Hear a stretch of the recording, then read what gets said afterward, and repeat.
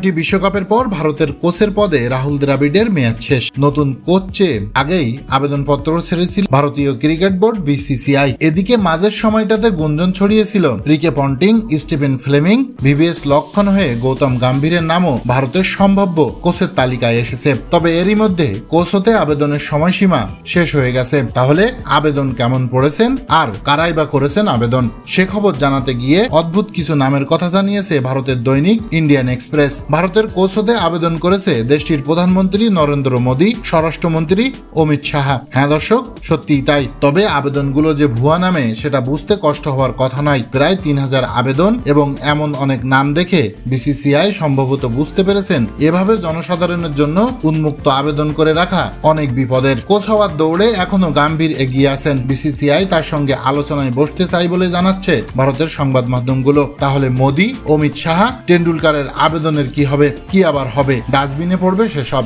BCCI এর এক কর্মকর্তা এ ব্যাপারে বলেছেন, গত বছরেও বিসিসিআই এমন আবেদন পেয়েছিল। উল্টো পাল্টা নাম দিয়ে অনেক আবেদন করেছেন, এবারও গল্পটা একই।